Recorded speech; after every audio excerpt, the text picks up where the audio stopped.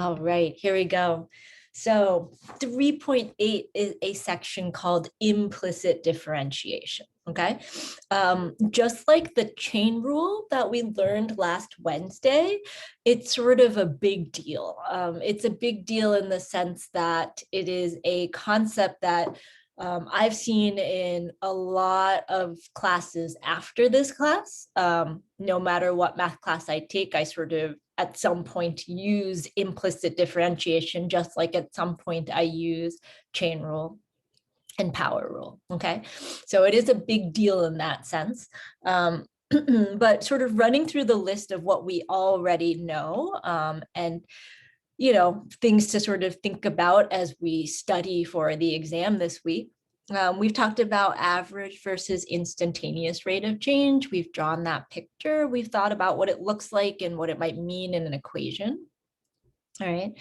We've connected the idea of instantaneous rate of change to the formal definition of a derivative. And remember, that is the long way to do it. So if someone says, you find the instantaneous rate of change, that does not mean you have to use the formal definition, right? If they don't say use the formal definition, I expect that you would be like, all right, let me bust out some of these rules that we learned: power rule, constant rule, sum and difference, product, quotient. All right, so that word instantaneous rate of change really gets us to thinking about derivatives in general. Sometimes it's the formal definition and sometimes it's all the rules together, okay? Now, we've also learned about some formulas like derivatives of trig, exponential, and log functions. We have not gotten to inverse ones yet. We're going to do that on Wednesday. And we've talked about, okay? Now, what's new today? All right. So one thing that maybe you've noticed in every single problem that we've done, we've already had it as y equals, like y equals something, take the derivative, or f of x equals something, take the derivative. And so what we're looking at today is a class of problems where we want to be taking the derivative. However, y is not all by itself, okay? So maybe a note we could make here is that y is mixed into the equation, okay? Y is mixed into the equation and it's really hard to get y all by itself. All right, so y is mixed into the equation and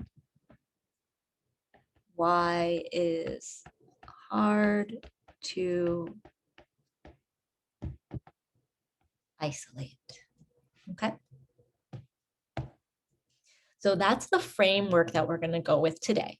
And as we sort of think about decision making and like, how do we know what method to use?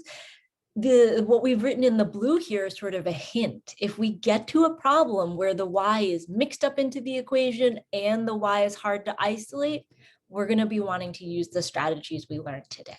Okay. All right.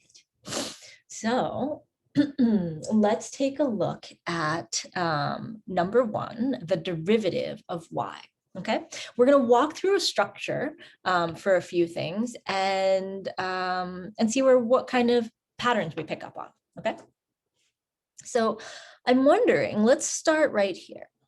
Okay, 5x cubed minus 7x plus 1, and all of that is raised to the 5th power. And so either type into the chat what kind of rules you think we'll need to solve this. Okay, so the first category is differentiation rules. And the second thing we're going to address is what is the derivative. Okay. All right. So it looks like we've got chain rule and power rule. Love it. Okay. Now, how did we know that we needed to use chain rule?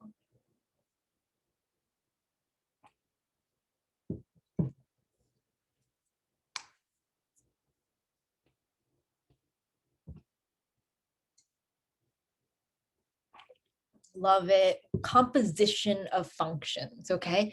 So that composition of functions, and I can't remember what colors we used, but I think we did like something like the outside function and then the inside function, right? So a function inside of a function, exactly. And so when someone says a composition of functions, they're really saying a function inside of a function, right? And so those are two things that as we sort of move higher in our academic careers, we want to make sure we're also building that academic language, right? So we're using this chain rule, we're using the power rule. Ethan, you were right. We're also using the sum and difference rule. I think that one is sometimes like we use that so often that sometimes we don't even write it. But I think it's good to write out like what we think they are in a thorough way. Okay. All right. So knowing this, what do we have in terms of our actual derivative for that inside function and that outside one? So if we were actually to take the derivative, what would we get?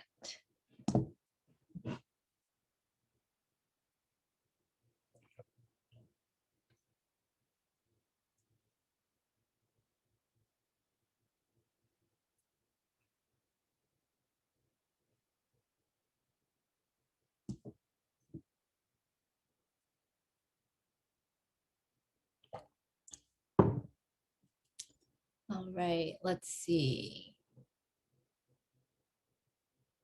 Okay, we have two different answers in the chat right now.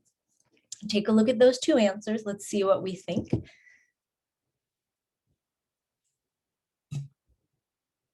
Oh, we've got three different answers in the chat right now. Love this, even though it's a little sleepy feeling. What's better than waking ourselves up by doing some really awesome math? Just kidding. I'm sure you could think of a billion other things you'd rather do, but that's okay. Okay, so we've got three answers here. Okay. All right, so first thing we want to take care of is that pink 5, right? That power rule. And so you're right. Let's go ahead and bring that power down, 5 to the 5x cubed minus 7x plus 1. 5x cubed minus 7x plus 1. Now I want to pause here for a moment because this is probably one of the common mistakes that I've seen. You bring the power down and then you don't do anything else. Like there's no more power here. Okay. And so I want us to make sure that when we're using the power rule, whether we want to write it out or not, we can either write it as 5 minus 1 because we're losing a power, or we can write it as 4 because we can do 5 minus 1 in our heads. Okay. But I would encourage us just to maybe like remember that, highlight that for ourselves in our brain a little bit, that when we use that power rule, we bring the power down, but then we also lose a power. Okay. Now the next piece is the derivative of the inside piece, right? So we've got our power rule here.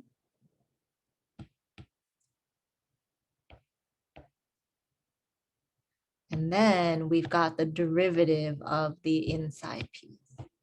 And that gives us 15x squared minus 7. And now we can close that. Okay. I know, Ethan, it's almost like I ask you to say these answers in advance. Like it's actually really helpful in a way to, make sure that we're highlighting things that happen, right? These are things that I genuinely see on a bunch of the quizzes. And I know it's because we're so wrapped up in the other math, right? Like there's so many other things going on here and we just leave out one exponent and all of a sudden the whole answer is wrong. Okay, but how do we feel about that first line there? Chain rule, power rule, sum and difference rule. We took the derivative of the outside and then we multiplied it by the derivative of the inside. Good? Good. I've got one good.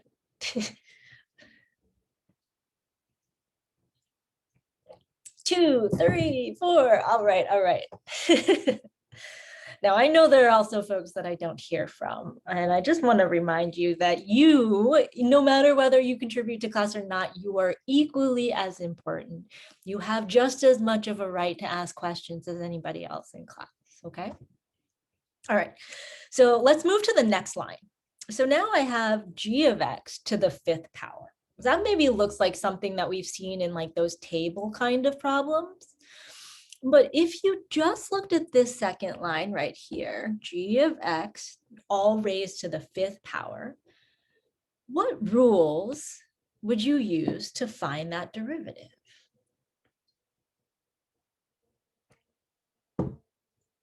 Oh, somebody had that ready to go. So chain rule, power rule. Yeah. Chain power. Okay. And so if we think about this in comparison to the one above, whoa, we've got something to the 5th power. That looks to be like our outside function. And then we have an inside function, right? But instead of saying 5x to the 3rd minus 7x plus 1, we're just calling it g of x. Could be some function, we just don't know what it is, okay? That idea of not knowing what something is a little bit abstract, okay? And so that's where I think it makes things a little bit more challenging.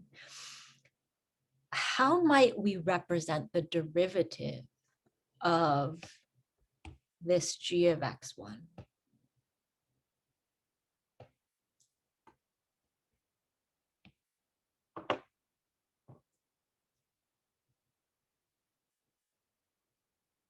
Yes, we could write the derivative of g of x as g prime of x. Good. Now, how does that fit into taking the derivative of the whole thing now? Okay, so how would you write out the derivative of the entire expression? Oh, Ethan. What did you forget there? Yeah.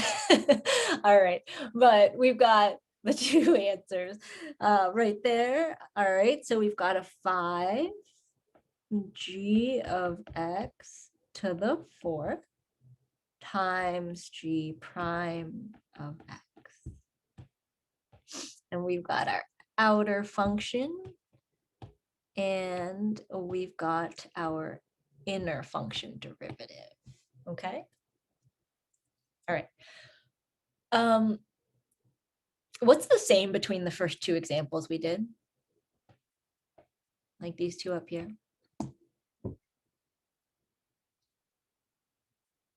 The structure, right? The exponent is the same. But it's almost like I said, hey, instead of saying 5x cubed minus 7x plus 1, yeah, I was like, I'm just going to call that g of x. Just give it a different name. Okay. Yeah, exactly. Kind of like we substituted it. Okay. Okay. Now, once upon a time, you learned that if you wanted to have a function that you could say y equals, and then, you had some random function, right? And then as you moved up in the academic world, then there became a new way of saying this. Instead of saying y equals 3x minus 5, your teacher started busting out this notation, f of x, right? F of x. And one thing that I think is important to highlight here is that y is equivalent to f of x, right? It's just another name for y. Y and f of x interchangeable.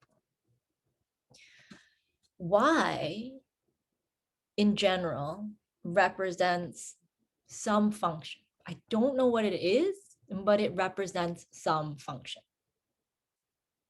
Okay.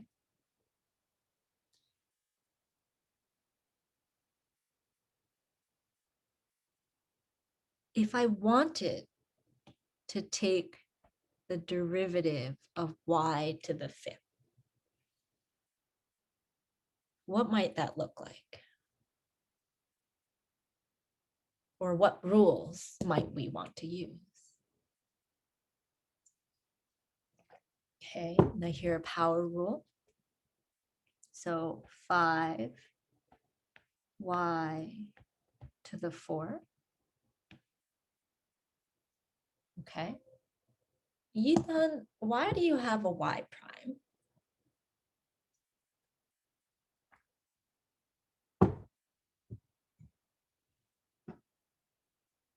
Okay, so let's take a look at Thea's answer and Ethan's answer in the chat.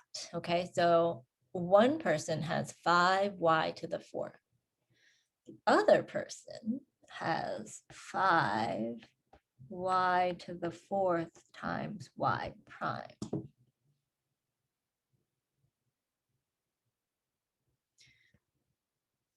Looks like maybe one person used the power rule and the other person used chain and power.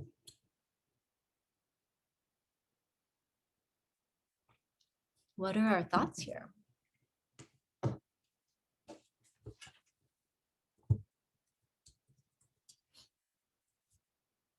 Ah, okay.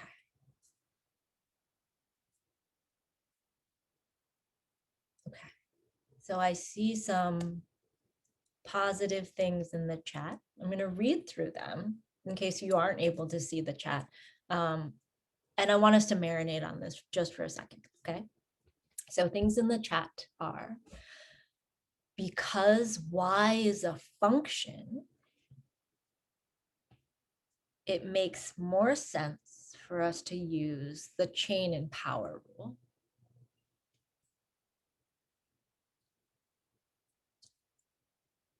It's almost like instead of saying g of x, we just called it y. Okay, so instead of g of x, we just called it y, which means that y is some function. We just don't know what it is yet. Kind of like we don't really know what g of x is, but we still have to account for the derivative of the outside and the derivative of the inside. Okay, now I really like what folks are saying here. So let's say not power, but we're going to use chain and power because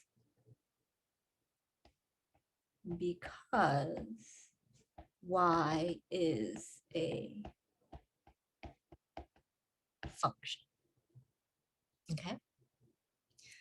So if you take a look at all of example 1, sort of like stand back for a moment and look at all 3 examples, they share the same structure. We're just taking that inside function and we're renaming it in a few different ways, like 5x cubed minus 7x plus 1, or g of x, or y. Okay, so that inner function piece, the outer function is the same, but the inner function just keeps getting a different name. Okay.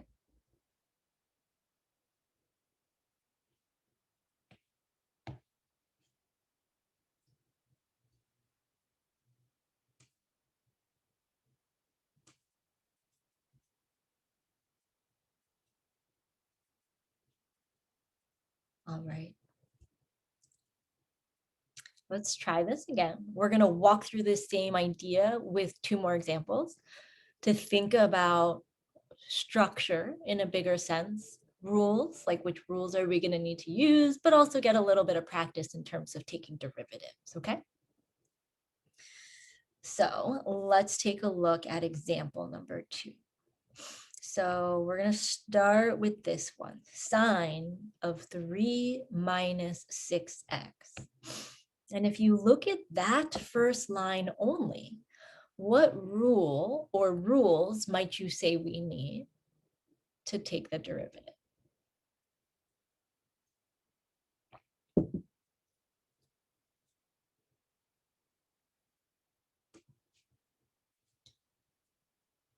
Okay, we've got a trig, we've got a product. Let's write those down. Trig, product. Anything else? Any other ideas here?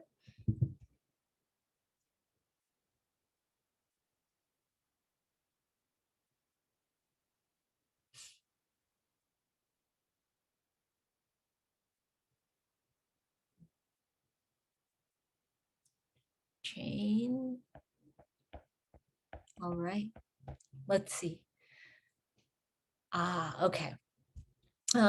So one thing that I think is tricky in terms of functions like sine and cosine and tangent is if we sort of like imagine this function right here, this is saying that you're gonna think about a right triangle. I think we all know sine is opposite over adjacent. And if this is my angle, the opposite side is 3 minus 6x, and the hypotenuse is 1. Like when we think about what sine really means, it's looking at the opposite over the hypotenuse side in a triangle, okay? Now, I think when we learned that, we all knew that sine was opposite over hypotenuse. But as we sort of started to work with it in like an algebra sort of structure,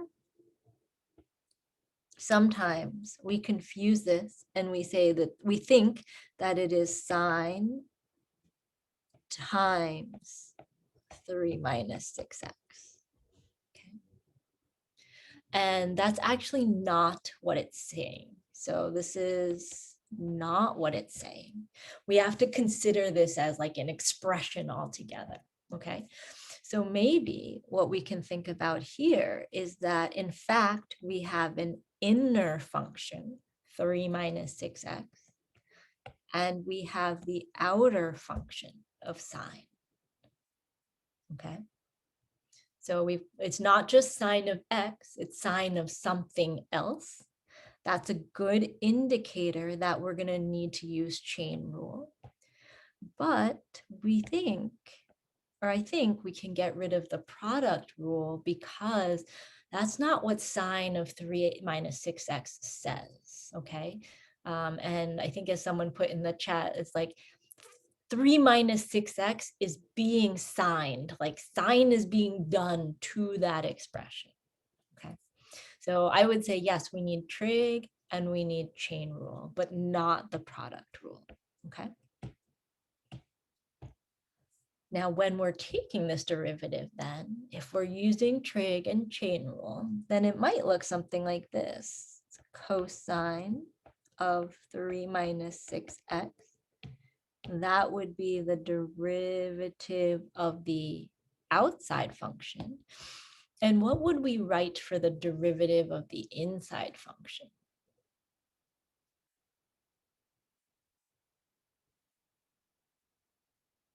-6, good. So times -6, and that would be the derivative of the inside function, okay? Now, if I wanted to simplify this, really the only thing I would do is bring that -6 to the front. So I get like -6 cosine of 3 minus 6x, okay? So in case you're wondering how to simplify that, that's really as far as you need to go. Okay. So I have a quick question. Absolutely.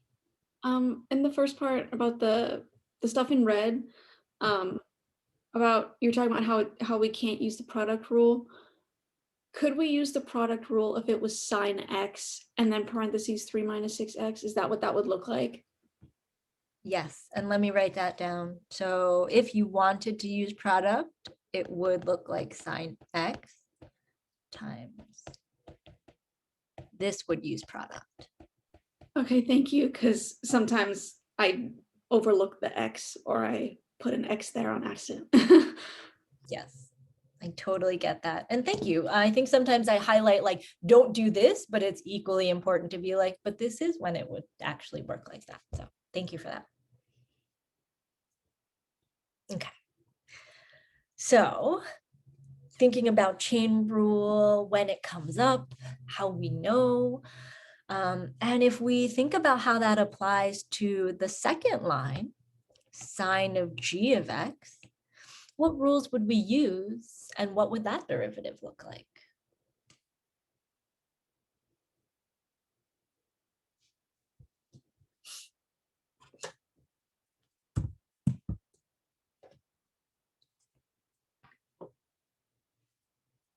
So we're looking at this second line here, sine of g of x. What rules might we need and what would that derivative look like? All right, looks like we've got a cosine of g of x times g prime of x. Love it. All right, so we've got our derivative of the outside. We've got our derivative on the inside, and that is, as folks said, trig and chain. Beautiful. Okay, last but not least, I'm going to change the name of that inside function one more time. I'm calling it sine y. What rules do I need? What's that derivative look like?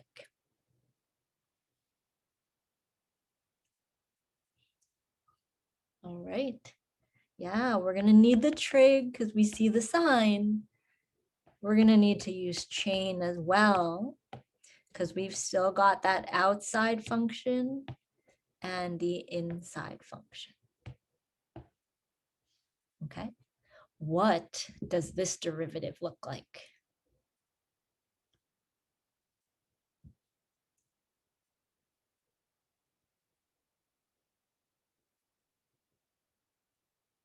Yes, exactly. Cosine of y times y prime. Here's our derivative of the outside, and then underlined in green is the derivative of the inside. Yes, so good, so good. Okay. Now, if I were to rewrite this bottom line, if I were to quote unquote simplify it, what would that look like?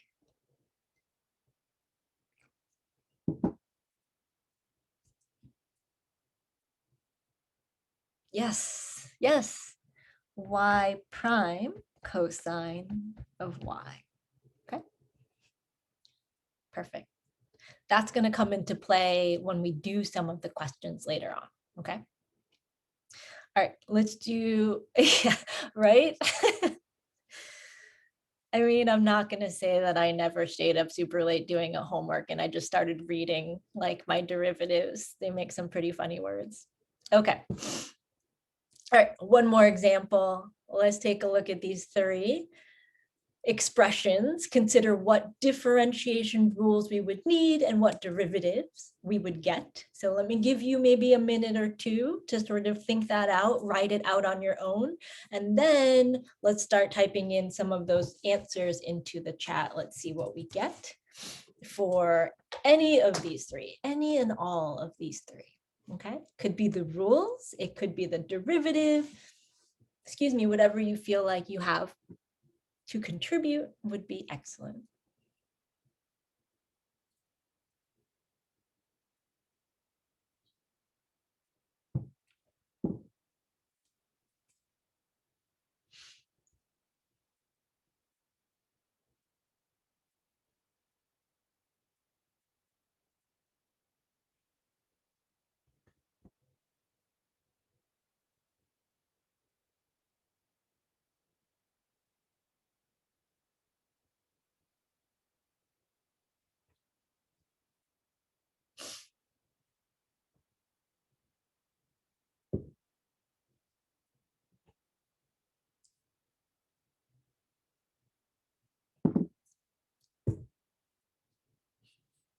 All right, and Moon, which ones are those for? The first one, chain, power, and sum and difference?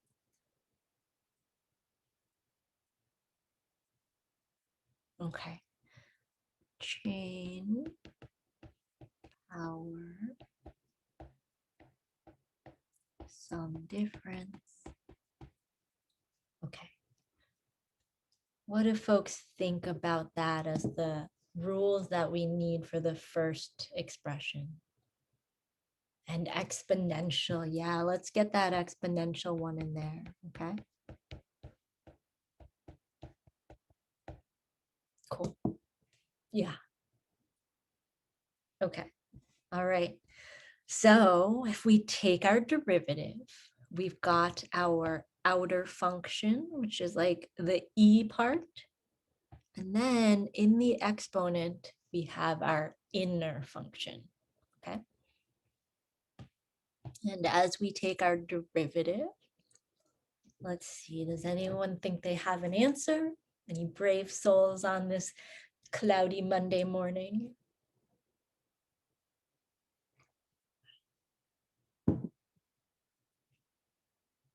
E to the x squared minus 9x times 2x minus 9. So good, very, very nice. All right, so e to the x squared minus 9x times 2x minus 9. And we've got our outer function derivative times our inner function derivative. Good, good, good. Okay, cool. All right. What about the next one? E to the g of x.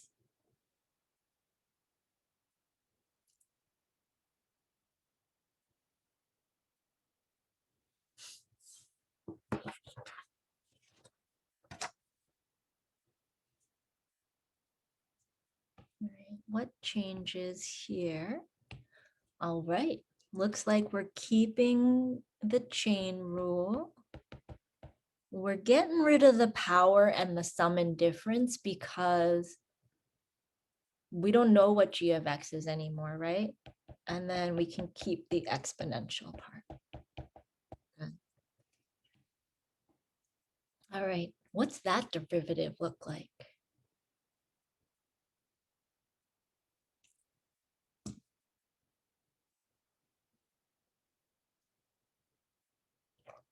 E to the g of x, good. E to the g of x times g prime of x. Outer function derivative, inner function derivative. Very nice. Okay. And if we are thorough in our work here, we want to know g of x is the inner function, e is the outer function. And then one last variation, right? We still got our exponential outer function, and y is a secret inner function, right? Sometimes it doesn't look like an inner function because it's only one letter. But we really have to classify it the same way we would if it said g of x, that it's some sort of function, okay? And so our derivative here would be e to the y times y prime.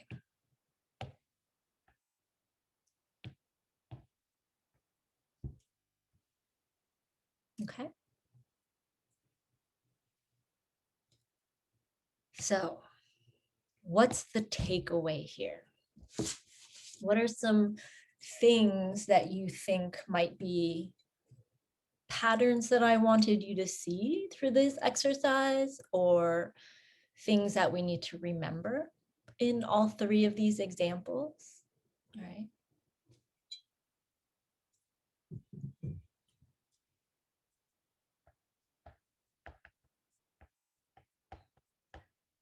Y is a function. Yeah, y is a function. How does that impact our derivative taking?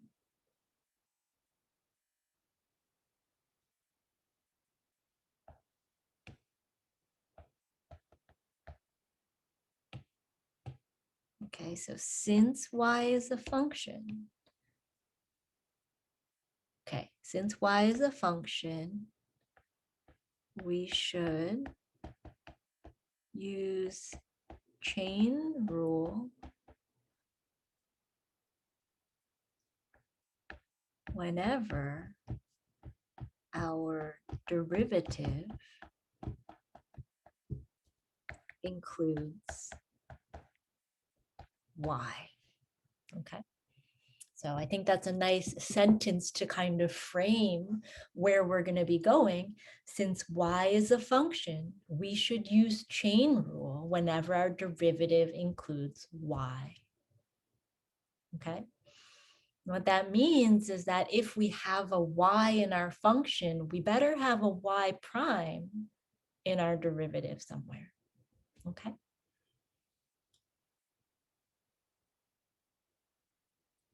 All right. So I think this is actually a good time for a break. So, all right. So before break, we talked a little bit about the story of what we're about to do, which is called implicit differentiation. Okay. And so if we go back way to the beginning, we said in the blue that we're going to be looking at questions where y is mixed into the equation and y is hard to isolate. And we're going to connect that with the takeaway here, which is since y is a function, we should use chain rule whenever our derivative includes a y. Okay. And so we're going to start off an example 4 here by taking a look at a problem that, surprise, surprise, we can solve in one of 2 ways. Okay. So let's take a look at these 2 different methods. So the question says, find y prime if y or x times y equals 1. And so method 1, what we're going to take a look at is we're going to use what we just talked about, okay, which is implicit differentiation. This is a long phrase. I will probably end up just writing implicit, and hopefully we'll know what that means, okay? So if we start with xy equals 1, what rule might we need, or rules might we need to take that derivative?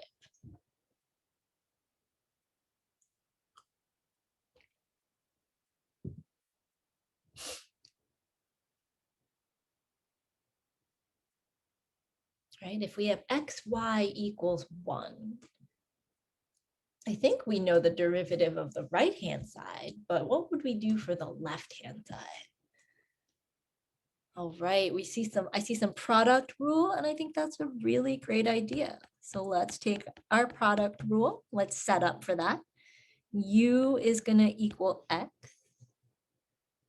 and v will equal y. Okay. If u equals x, what does du equal? 1. Okay. And if v equals y, what does dv equal? So good. Y prime, right? That's exactly what we just talked about, where we have a y, it's sort of mixed into the equation. So when we take the derivative, y really represents another function. So we have to take the derivative as y prime, okay?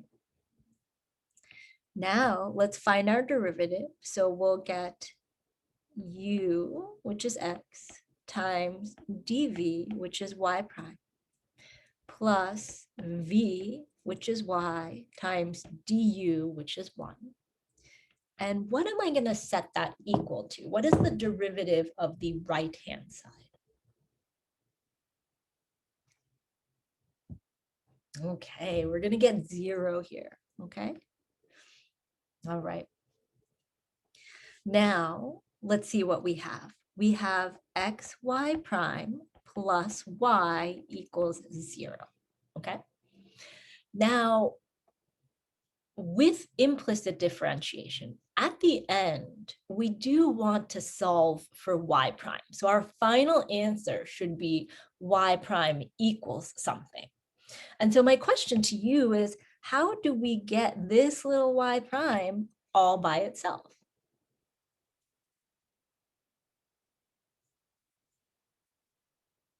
Algebra, yes. Okay. And so specifically, what algebraic steps might we take here?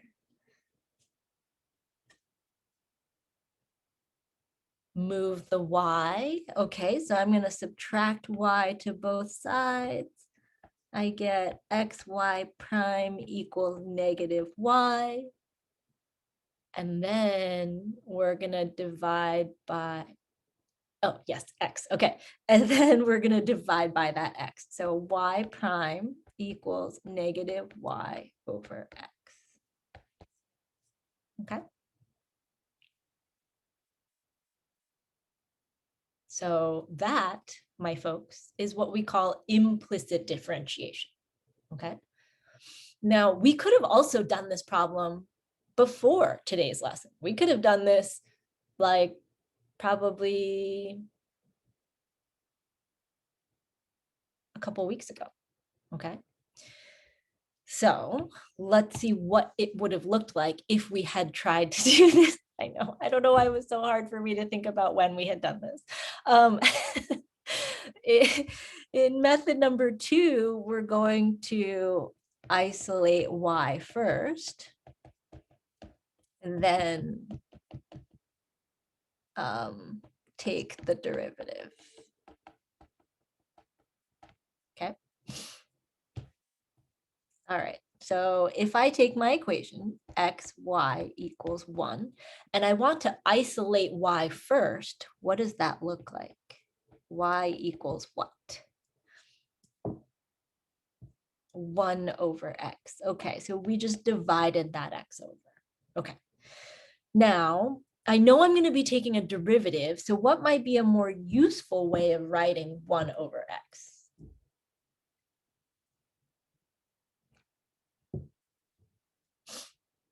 X to the minus 1. Awesome. Okay, so now when I'm taking my derivative,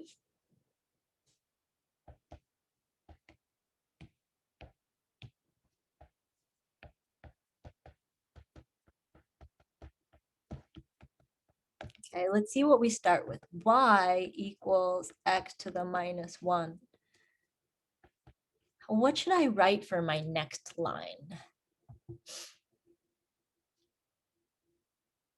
Oh, y prime equals, and then we'll apply our power rule here. What do we get when we apply that power rule? Negative 1 x to the negative 1 minus 1, good, which is negative x to the negative 2. Okay. And when we rewrite this, we'll get y prime equals negative 1 over x squared.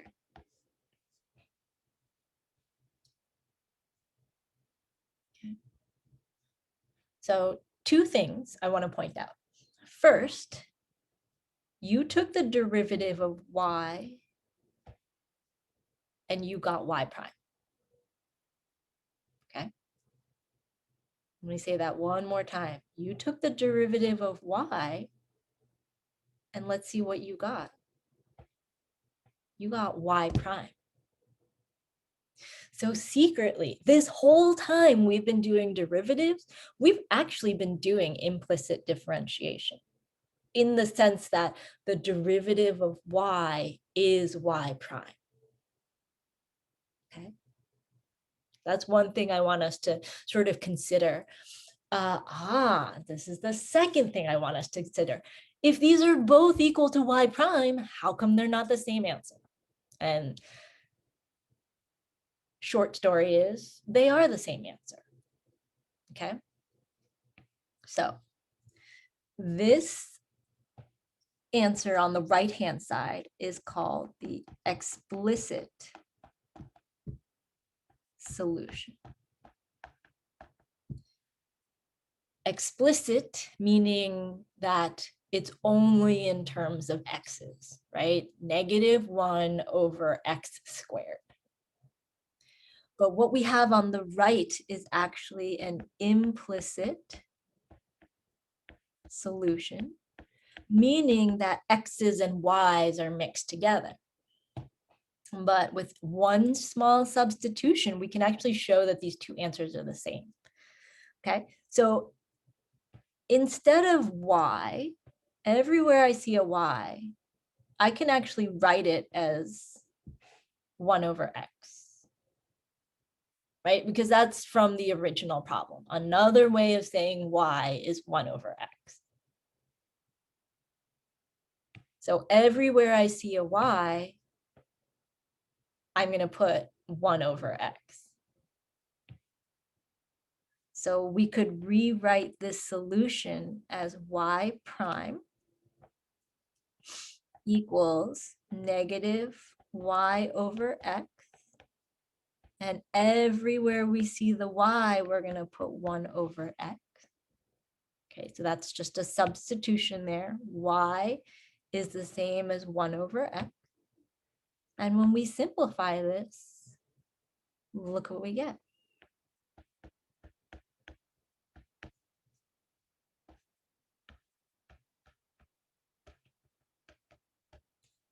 They are the same answer. Okay. So one thing to be thinking about here is that no matter which method you use, you get the same answer. Okay. So whether you choose to do implicit differentiation, where the x's and y's are all mixed together, or if you are able to isolate the y and then you take a derivative, both methods will get you to the same answer. They might look a little different on the surface because one of them is an explicit solution, okay, meaning it's only x's. One of them is the implicit solution, meaning it's only y's, or x's and y's mixed together, okay? Yeah, exactly. So let me take a look at these two questions. So implicit is more abstract. It shows the structure. It does. And you can sub in whatever y is later on. Exactly. That's a really good way of thinking about it. Okay. Probably uncomfortable for some of us who don't like the abstract yet, but there is beauty in the abstract. The second question, if we use implicit, would we need to solve it? What do you mean by solve?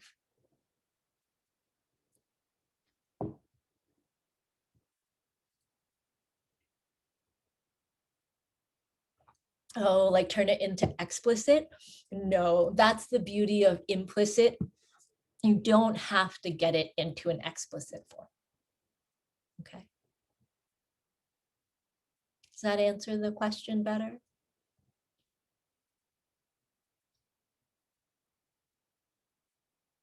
Yes. Okay, great. All right. Now, I chose this example to start with because it is simple enough that we can do both methods and show that they're equal to each other without too much hassle, okay? But with a lot of the other examples we're going to do, it will be important for us to think that it's okay to have an implicit solution and kind of learn to be okay with that.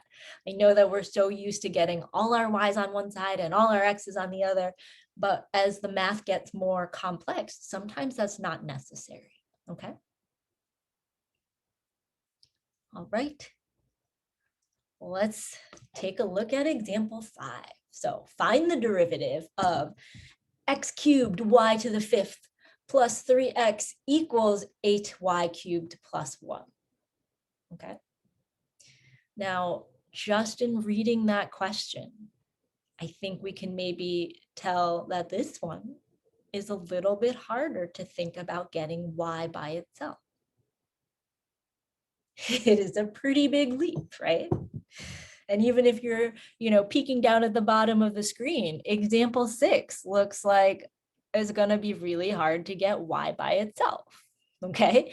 And so what we're practicing in these two problems is going to be, how do we apply this new rule, implicit differentiation, in with all the other rules that we know.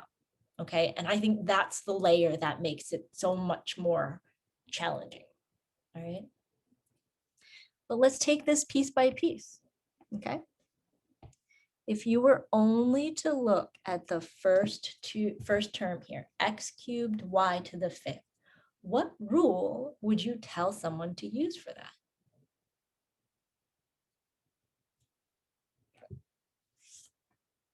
Product. I love it. Okay.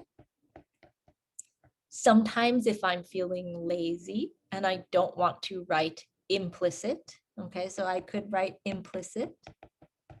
And the reason why I'm saying implicit is because I've got a term where the x's and y's are all mixed together.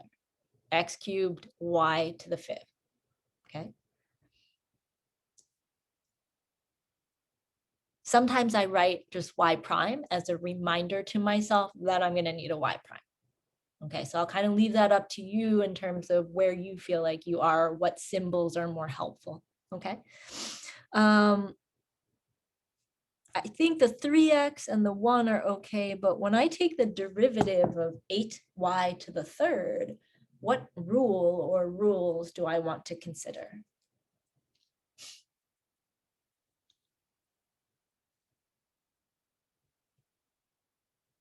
Yeah, I'm gonna say power. Yeah, power. And we could say chain or we could say implicit, okay? Whichever one makes you think I need a y prime, both words are fine, okay? They're not wrong to call it chain rule. You are using chain rule, okay? All right, so I'm gonna take this first term, and let's set up our product rule. U equals x cubed, v equals y to the fifth. I'm gonna do the easy one. du equals 3x squared. You tell me, what is dv?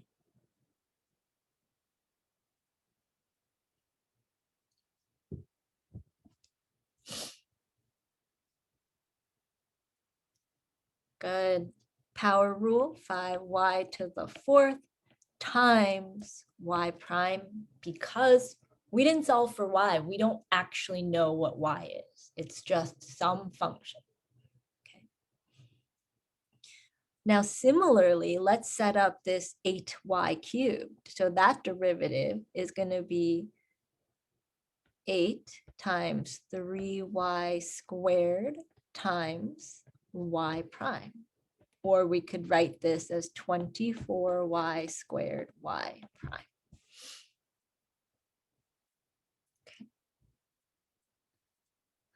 I'll give you a moment to write those down. Let's make sure that it makes sense where those derivatives came from. And then we're going to put it back together in the problem, string them all together, and get our answer.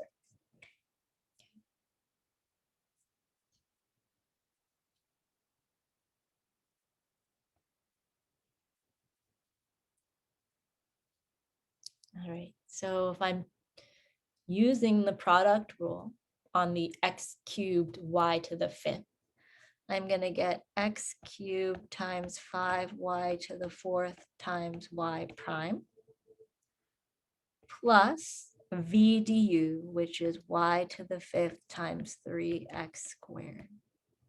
Okay, and all of that comes from the x cubed y to the fifth. Plus, what's the derivative of 3x? 3, yeah. 3 equals, all right, what did we get for the derivative of 8y cubed? We got 24y squared y prime. And then the derivative of 1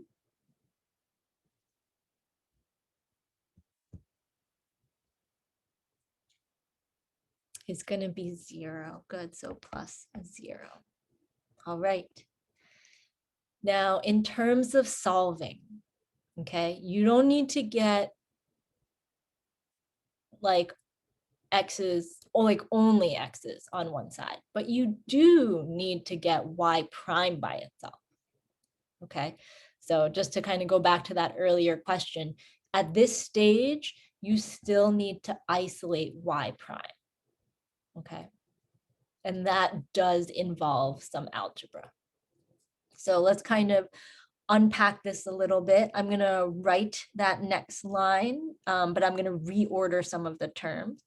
So I'm going to get 5x cubed y to the 4th y prime plus 3x squared y to the 5th plus 3 equals 24y squared y prime. So all I've done is sort of move the constants to the front, put the x's in front of the y's, and just make sure that I've gotten rid of any parentheses that I can. Okay. Now, in order to get y prime by itself, I got to get all the y primes on one side. Okay. And so what we're going to do here is we're going to grab the terms that have a y prime. So this one and this one. And we're going to make sure that they're on the same side of the equation. And then we're going to say, all you other terms that don't have a y prime, go to the other side. All right. So I'm going to collect the purple terms on the left side and the orange terms on the right side. And here's what we get. 5x cubed y to the 4th y prime minus 24y squared y prime. That's the purple terms. And I set that equal to the orange terms that got booted out of that side because they didn't have a y prime. So it'll be minus 3x squared y to the 5th minus 3. So no y primes, you go to that side. And you have a y prime, come to this side.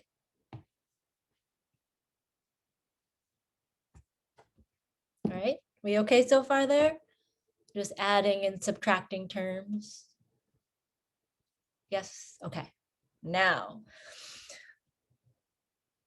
check out what the purple terms both have. They both have a y prime, right? Because I sorted it that way. I said, all you ones with y prime, you get on one side, and all the ones that don't have y prime, you go to the other. The reason why I did that is because now I can factor out the y prime.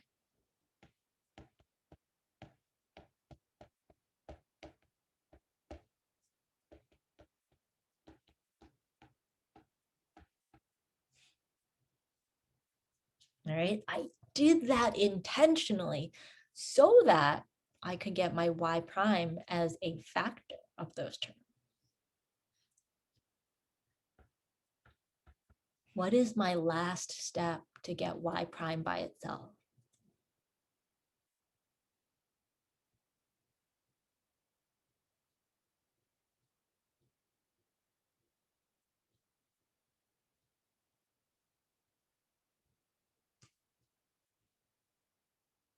Right? How do I get y prime to be isolated? Divide. Exactly. Now, what are we dividing by?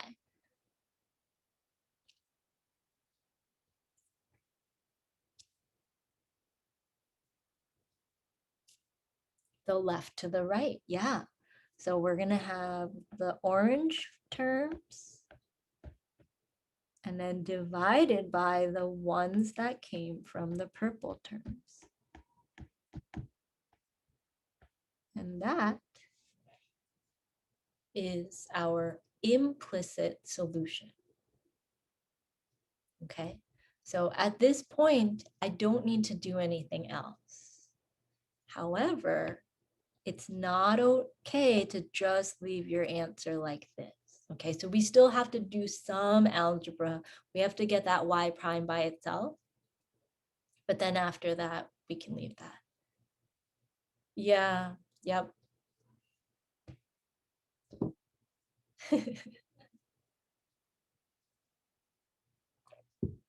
Right? Because at the end of the day, this big long equation tells you the slope of this function at any point. That's all it tells you.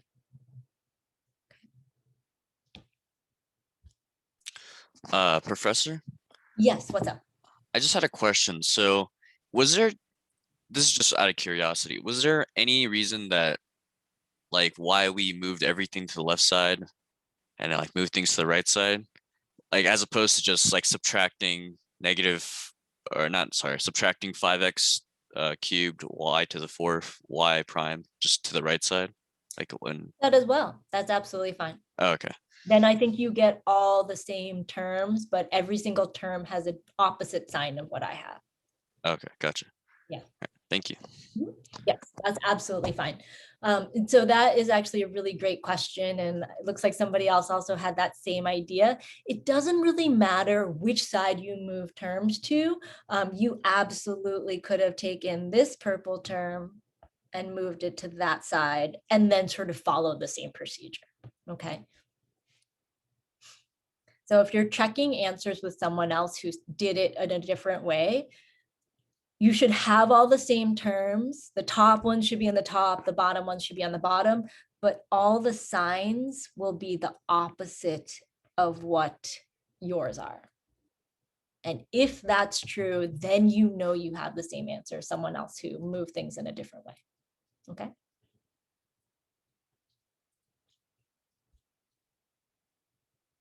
All right. Are we ready to try number 6 here? Problems just keep getting better and better. Oh my, there's e to the x down there too. Okay. So let's take it term by term. Okay. Find the derivative of this gross looking expression.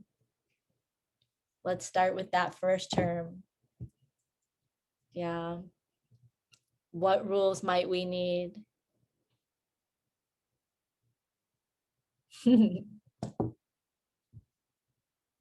I thought Monday was better than Wednesday, and then having an exam on it on Friday gives you a little bit more time to marinate.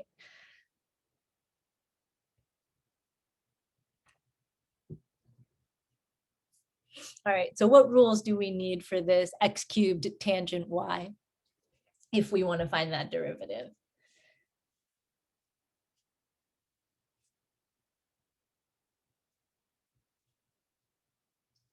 Product and chain. I love it. Product and chain. All right, what about this term right here? Y to the 10th secant x.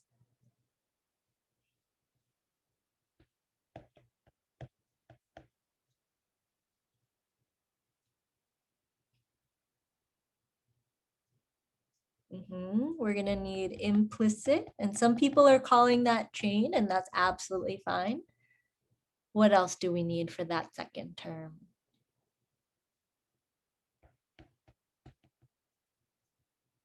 Yeah, implicit, trig, product, power. Ooh. All right, what about this guy right here, 2x?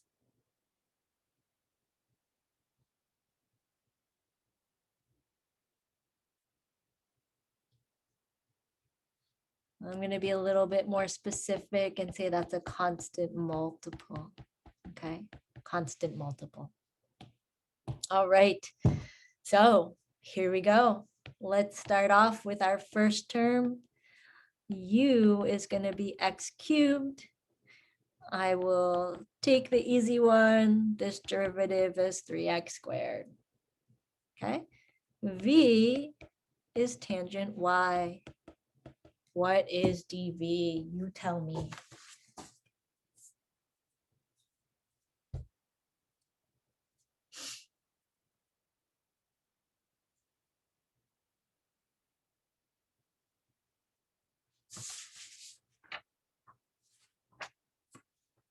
Secant squared y times y prime. Very good. So we've got our secant squared, whoops, y, that's the derivative of the outer function, times y prime. Good, good. All right, let's do this one, that second term. U equals y to the 10th, v equals secant x. All right, I claim that du is 10y to the 9th, and that dv is negative secant x tangent x. True, false.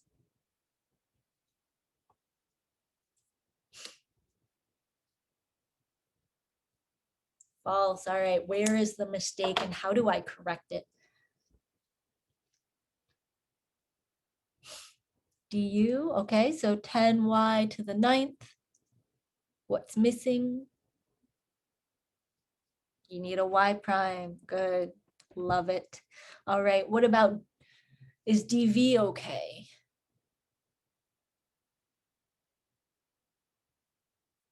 No negative, love it, love it. Okay, so just the secant tangent, right? Okay, now I think we're ready to string this all together. Okay, you can sort of set this up in different parts if you want. Yeah, exactly, right? That was one of those sort of tricks, is that the derivative of a trig function is positive unless that function starts with a c, then it's not, then it's negative. Okay. All right, let's string this all together. Let's see what we get. U dv plus v du, that's the first term. Plus the second one, I'm gonna grab all the stuff from over here and plug it into the product rule. So u dv plus v du equals derivative of 2x just gives us 2. Okay. Now, some of you might be wondering why I put parentheses in here or brackets in here. Everything we have here is a plus, so it doesn't matter, but I like putting the brackets in because in case this is a minus in the middle here, I want to make sure to remind myself to distribute that minus, okay? But let's rewrite this. Let's see what we get. So x cubed secant squared y times y prime plus 3x squared tangent y plus secant x tangent x y to the 10th plus 10 secant x y to the 9th y prime equals 2. Okay. It doesn't really matter which way you move terms. Since I have my y primes on the same side already, I'm going to keep them there. And I'm going to say, you two go to the other side.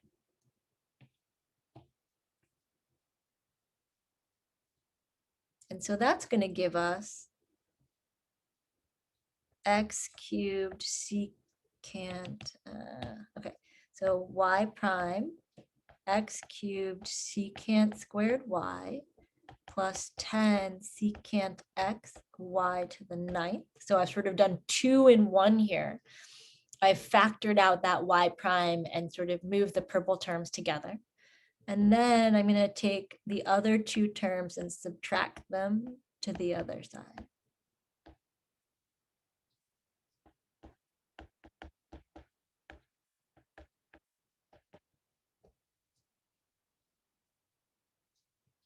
And as gross as this looks, my last step is exactly like Isa said for the previous problem. All I need to do is divide that thing in the parentheses over to the right-hand side.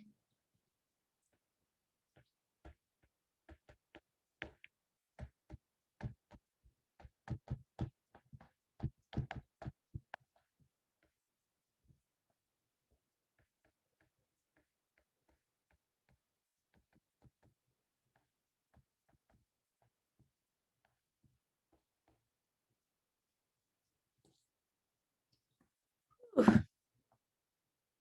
That is a pretty complex looking problem there.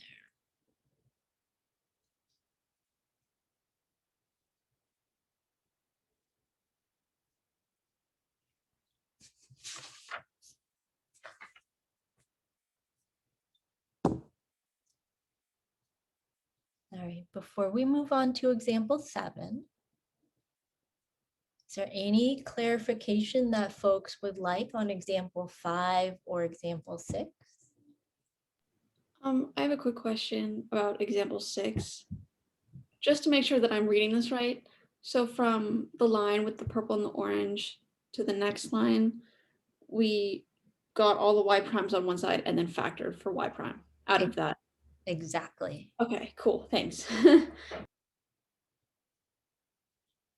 Good. Any other clarifying questions for either 5 or 6?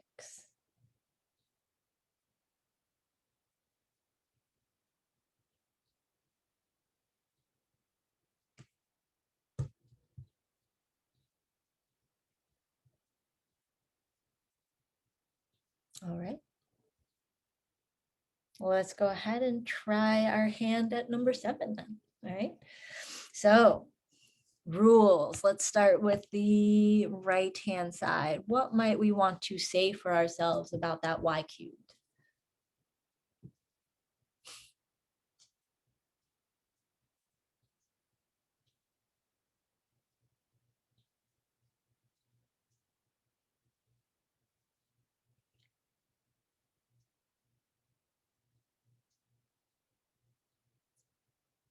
Chain rule, exactly. So we said chain. Some people might call it implicit, but either way, we should have a y prime there, yeah? And what about this side? What do we want to say for ourselves about that side?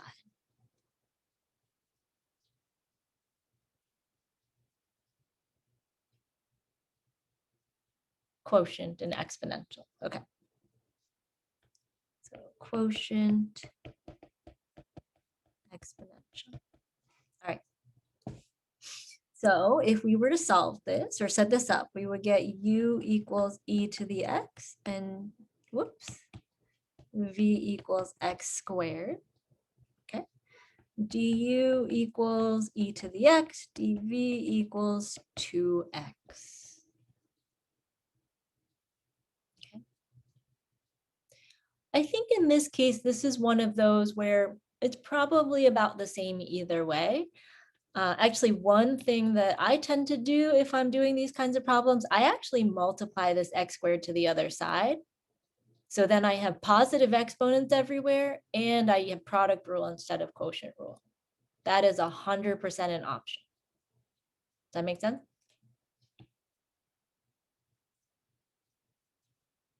Yeah, I try and minimize the negative exponents and quotient rule, but I think that's just like a, personal thing. I don't necessarily like the quotient rule very much, but we can certainly use it. Okay. All right. Let's plug everything in and see what we get. V du minus u dv all over v squared, that's the derivative of the left-hand side, equals derivative of the right-hand side is pretty straightforward, but you have to remember that y prime. Okay, you have to remember that y prime. I think in this case, it's really just one step to get that y prime by itself. I'm just going to divide both sides by that 3y squared.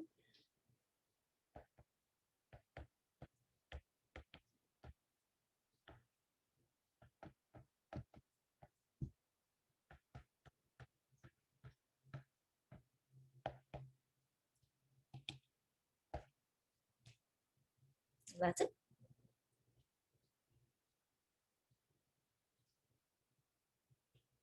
Okay.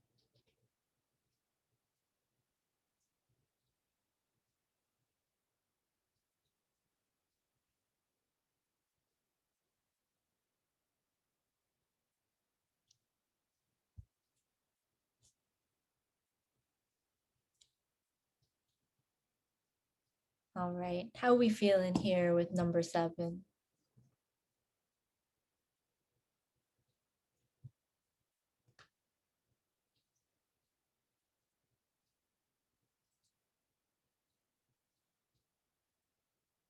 In the middle. Okay. So one thing that I just want to make really clear as we're sort of preparing for the exam on Friday. I am a fan of partial credit, okay? And partial credit, when we're looking at these things, a lot of that credit is really in this initial setup, okay?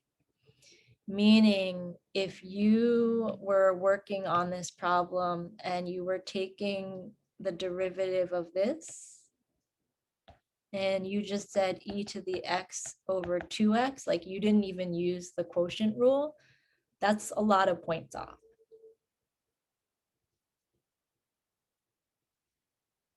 Similarly, if you are working through this problem and you take the derivative of y cubed and you get 3y squared and there's no y prime, that's a lot of points off.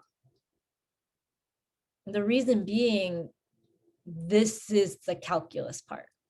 Like these are the rules that we're trying to see. Do you understand when to use them or do you not? Okay.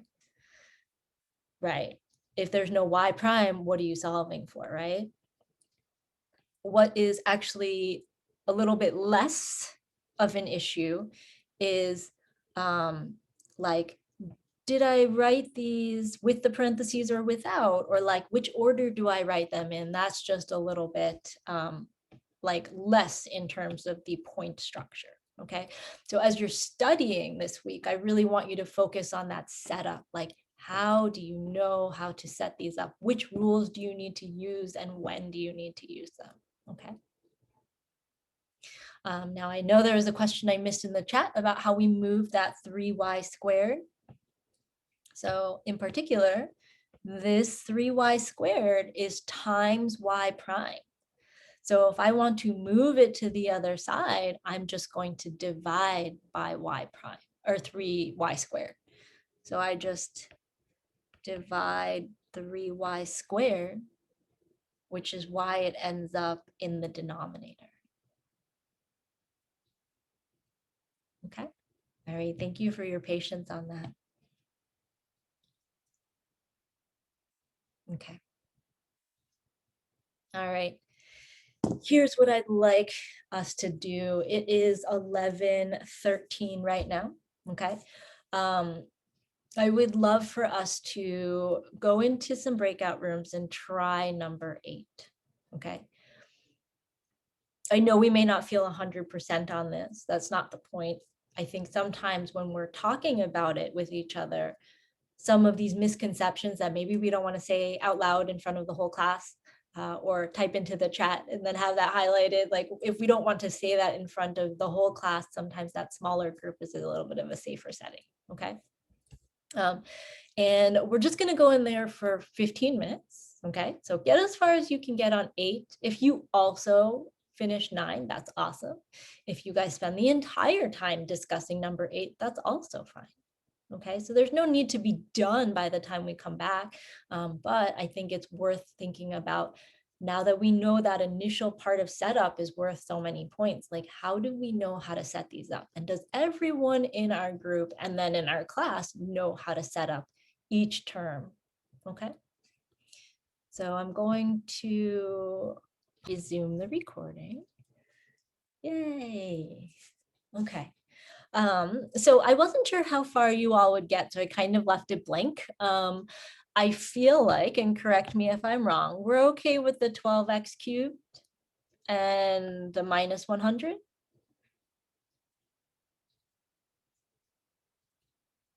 In question number 8? Yeah, okay. So 12x cubed and the 100 we're good with. Okay, so let's unpack this first one a little bit. Sine of xy. And what rules did folks say that we needed other than trig? I think the trig one, because we have the sign, we need to do that. But how did we sort of approach the rest of this term?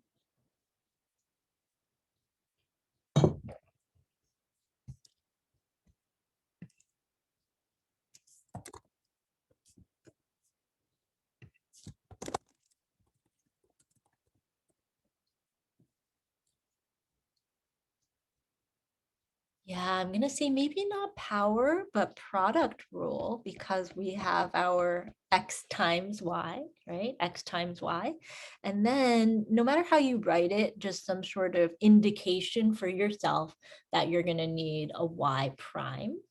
And then chain rule. I think that's the major ones for that first term. Okay. Now that's a lot to hold in our head. So let's go ahead and find this derivative before we look at that natural log of y term. Okay.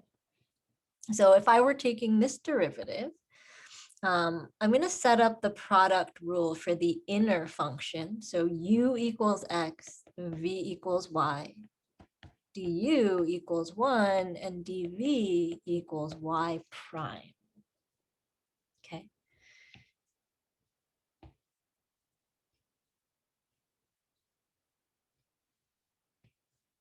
Now let's take a look at this natural log of y term. What rules might we need to consider as we take that derivative?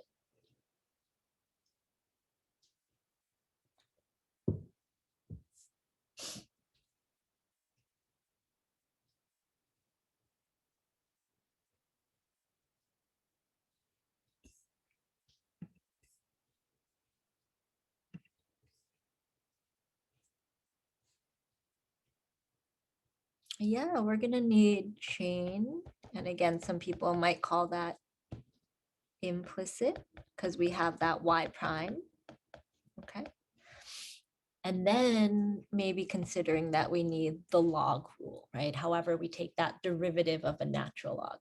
So what is the natural log derivative rule? Like, how do we take a derivative of natural log of x? What does that become? 1 over x. Okay, so then the derivative of natural log y is going to be 1 over y. Okay, sort of like the 1 over x. But because we have a y, we need to times y prime. Does that make sense, folks? Like how we get that second, the derivative of the right-hand term? 1 over y times y prime. Mostly. What was maybe not feeling like it made sense for you? If that's something you feel like you can verbalize right now.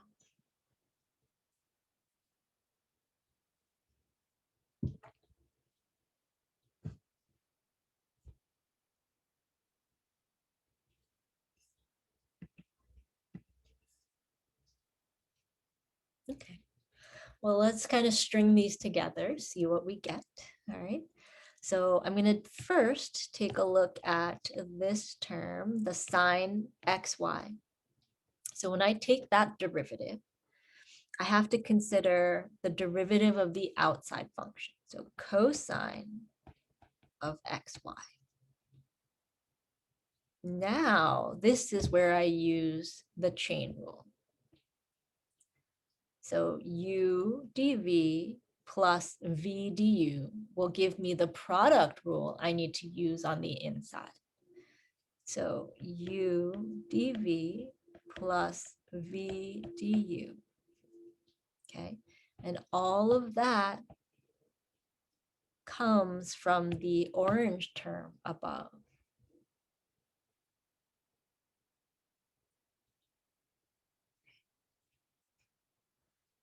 Now let's take our derivative of 12y cubed, which will give us 36y, or x squared, sorry, x, not y, minus 0 because the derivative of 100 is 0. And then, Thea, you can write 1 over y times y prime just like that. Or you could write it as y prime over y, like if you only want one fraction. Either way is fine. But we're still looking at like derivative of the outside function times derivative of the inside function. Like that part doesn't change. Okay. But is the whole thing like the natural log of y the outside and then the y the inside? Or is it that the natural log is the outside and the y is the inside? So natural log of something is the outside function. And then the y is the inner function.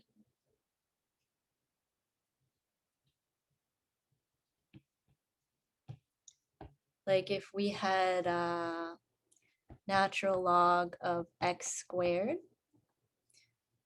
that derivative would be 1 over x squared, because that's the natural log part, times the derivative of x squared, which is 2x.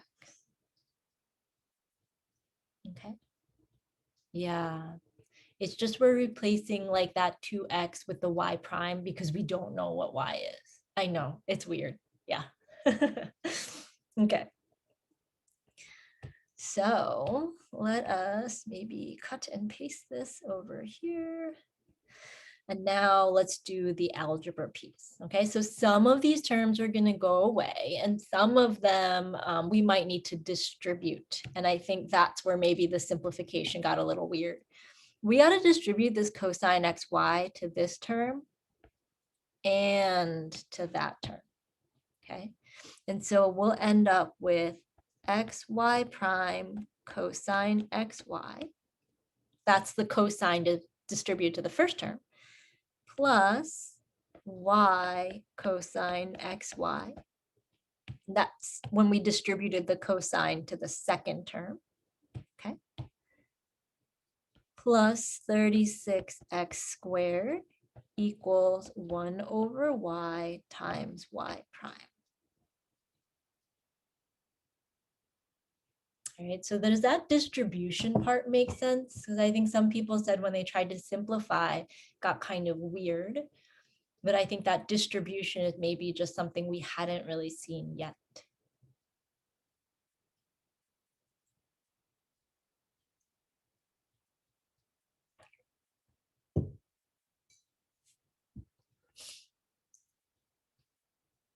Okay.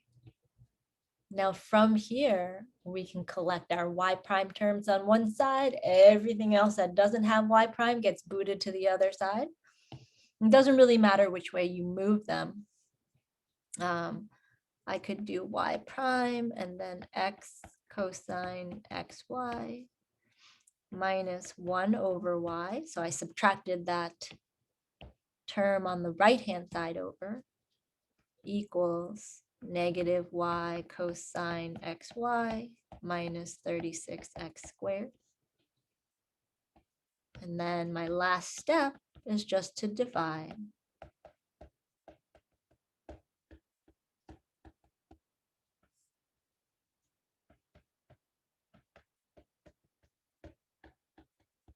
And you don't have to simplify. That's totally fine.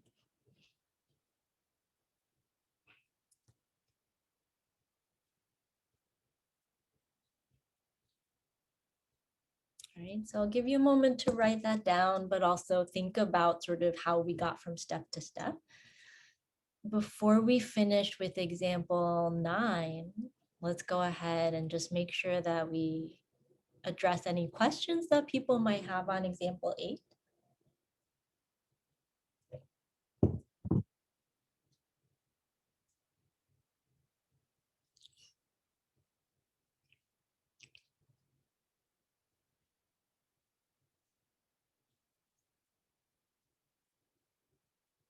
All right.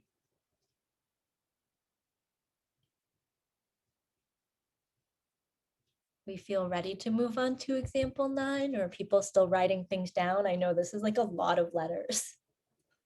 We have like 2 numbers in the whole problem.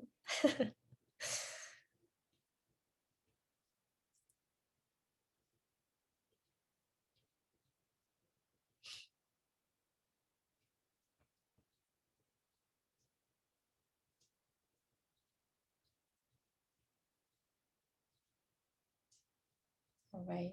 Well, if you have a question and just don't want to ask right now, you can ask at the end of class if you want. For now, let's go on to example 9. That is our last example for today. And all we're doing is throwing back this idea of implicit differentiation into a kind of problem that we already know how to solve, okay? Which is find the equation of the line tangent to a curve. And so with these questions, I really encourage you to start off with this exam or with this equation, okay? And if it's helpful, because there's like so many things that we're plugging into different things, this x is your x1 is your given x value, okay? Your y1 is you sub x1 into your original equation, meaning like your f of x, okay? The part right here that is the part where we really use the calculus for is to find the slope, okay? So we're subbing x1 into the derivative. And so I know I've said these words before, but sometimes it's helpful just to see it written out. So we're not just saying like, here's the formula, or like, yeah, I know what each one means, but really showing ourselves, okay, this is something that will be helpful. So I know what to put in where, okay? And so let's see, of the 3 pieces of information that we have so far, what do we already know or can already fill into this equation?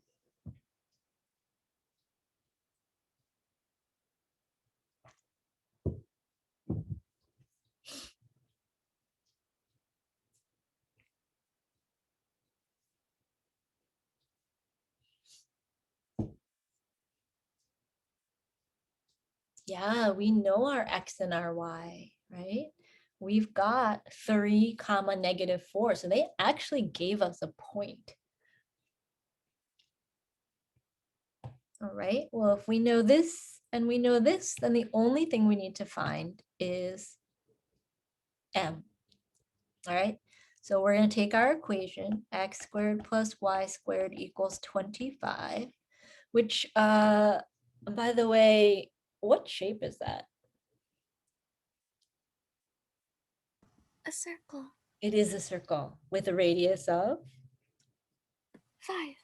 Yay! Okay, so this is a circle. So if we wanted to think about like sketching a graph, right, we could have our circle, center at the origin, radius of 5, and the point that we're interested in is 3 comma -4. And that might be like right here. So do we expect the slope of this line to be positive or negative?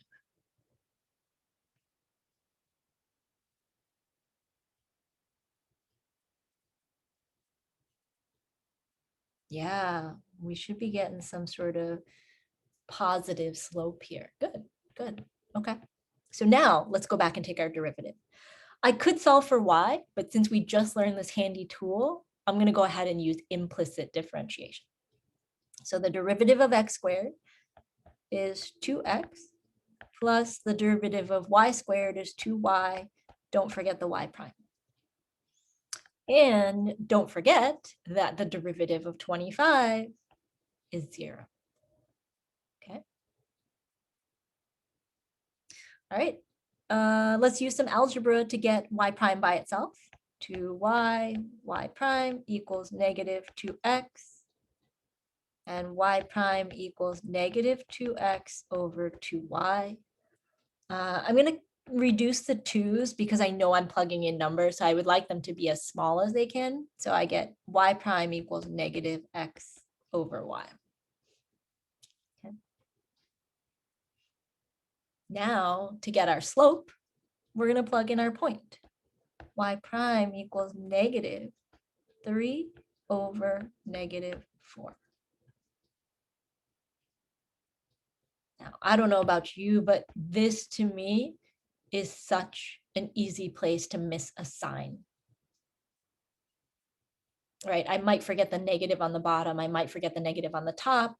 That's why sometimes I'll sketch a picture for myself and say, okay, I think that slope should be positive so I can kind of double check whether my answer is correct or not. Okay. And lo and behold, we simplify and we get a slope of +3/4. Now we plug everything in.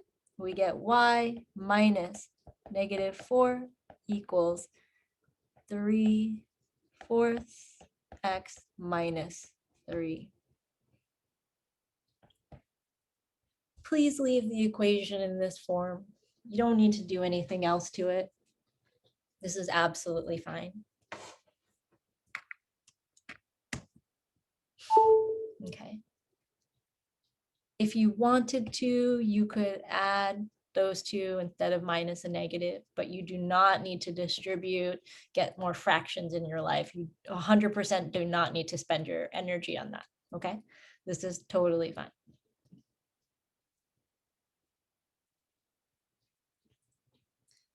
All right.